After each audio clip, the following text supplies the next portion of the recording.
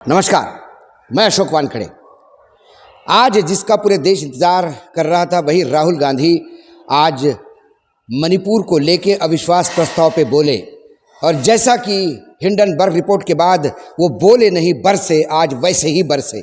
आज उनके तीखे तेवर आने वाले 2024 के चुनाव में ज़रूर एक नई चुनौती के रूप में भाजपा के सामने खड़ी होगी, इसमें कोई विवाद नहीं। आज उन्होंने बेबाक तरीके से अपने दिल का दर्द लोगों के सामने बताया।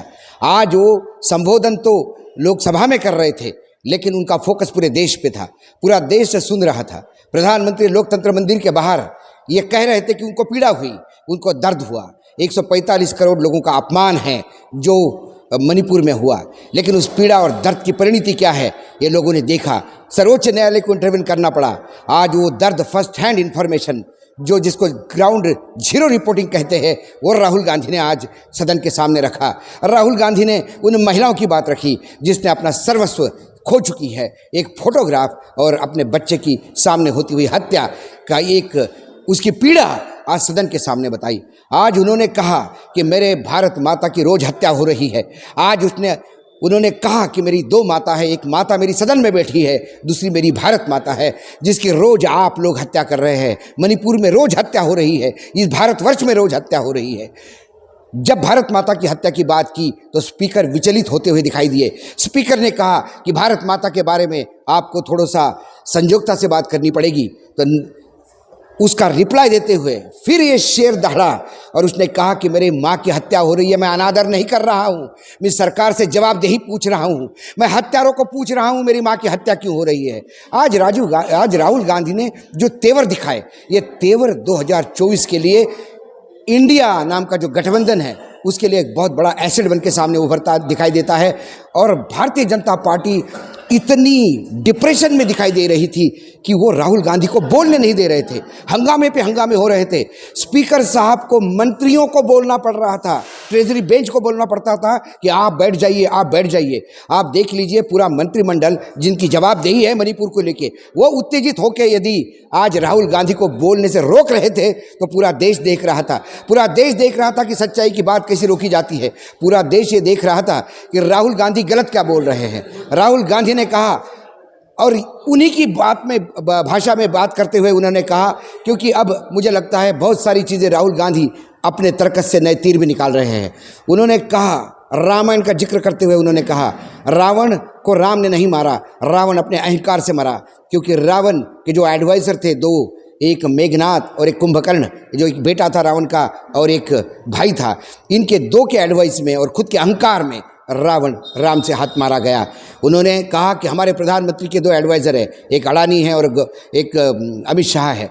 अब ये नरेंद्र मोदी को बताना है कि इसमें से मेघनाद कौन है और कुंभकर्ण कौन है। लेकिन रावण तो आज राहुल ने तय कर दिया है। रावण को ये बताना होगा अपने रिप्लाई में, वो रावण नहीं वो राम है। यदि वो राम के रूप में आते हैं प्रधानमंत्री नरेंद्र मोदी 10 तारीख को अपने रिप्लाई के साथ, तो उन्हें फिर ये बताना होगा कि भारत माता की हत्या क्यों नहीं हो रही है मणिपुर में, और जो मणिपुर में जो हो रहा है वो क्या सदाचार है, क्या वो उनका राष्ट्र प्रेम है, क्या उनकी एक गवर्नेंस की पॉलिसी है, या फिर भारत माता की हत्या है। राहुल गांधी ने आज कटघरे में खड़ा किया है। उससे बाहर निकलना, उस चक्रव्यूह से बाहर निकलना अब सत्ता पक्ष के लिए बहुत मुश्किल हो गया है। अब प्रधानमंत्री को अपने आप को राम का भक्त कहलाने में 2 बार सोचना होगा, क्योंकि राहुल ने उनको रावण की उपाधि दे दी। क्योंकि रावण की उपाधि इसलिए नहीं दी कि वो विपक्ष में है, वो सत्ता पक्ष में है। इसलिए नहीं दी कि विचारधाराएं विपरीत है, अलग अलग राजनीतिक दल है। इसलिए उपाधि दी कि मणिपुर जल रहा है।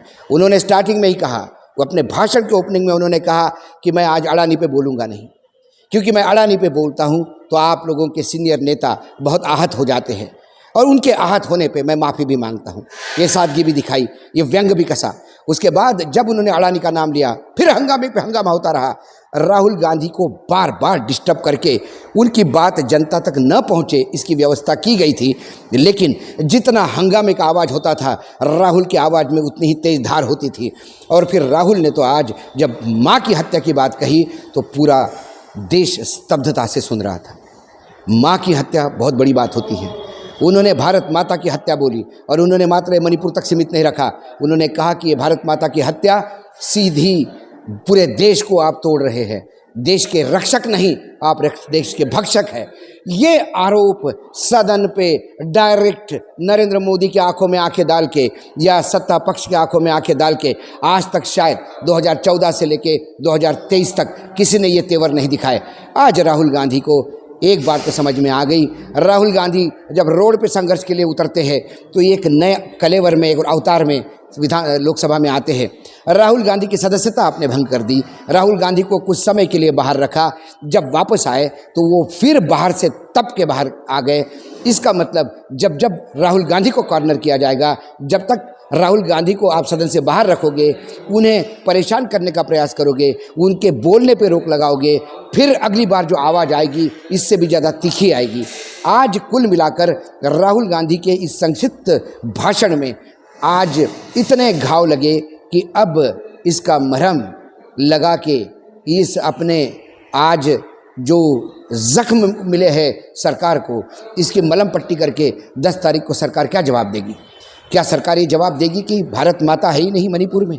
क्या सरकार ये जवाब देगी कि मणिपुर भारत का हिस्सा नहीं है? क्या सरकार ये जवाब देगी कि 3 मई से लगी हुई आग आज 9 अगस्त, आज भारत छोड़ो का क्रांति दिन, आज ही के दिन 1942 में भारत छोड़ो का नारा दिया गया था, आज मणिपुर के जनता को जिंदगी छोड़ो का नारे से जूझना पड़ रहा है।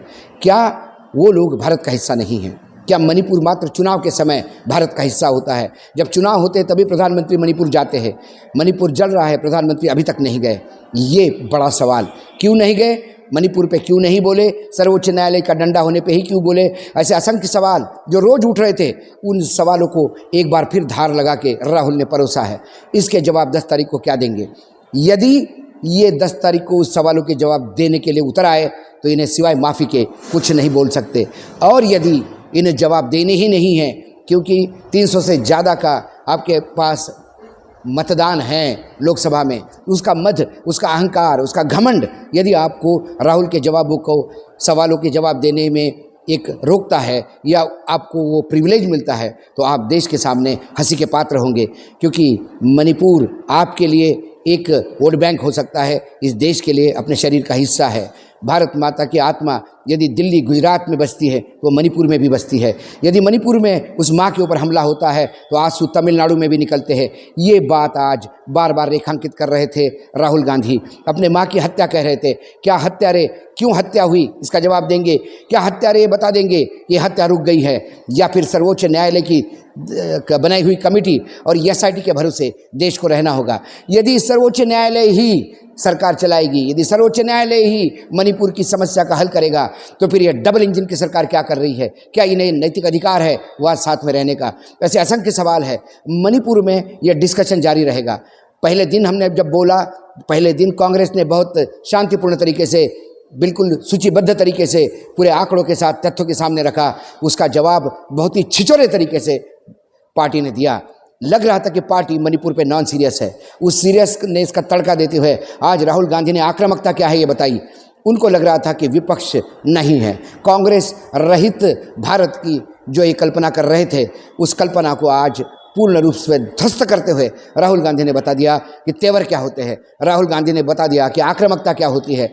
आक्रामकता मात्र हिंडनबर्ग पे नहीं होती, आक्रामकता देश के किसानों के लिए भी हो सकती है, और ये जो आक्रामकता है ये मणिपुर के लिए भी हो सकती है। आज मणिपुर का सत्य लोगों के सामने रख, आज मणिपुर के लिए अपने दिल में कितना दर्द है, ये सिर्फ राहुल गांधी ने बयान नहीं किया। 145 करोड़ लोगों के दिल में मणिपुर की लो जलाई है। आज 145 करोड़ जनता इस देश की मणिपुर के लिए प्रार्थना करेगी इस रावण का अहंकार कम हो। प्रार्थना कहेंगी कि ये तथाकथित जो कुंभकर्ण और मेघनाथ है, इन्हें अकल दे कि ये अपने रावण का अहंकार कम से कम रोके।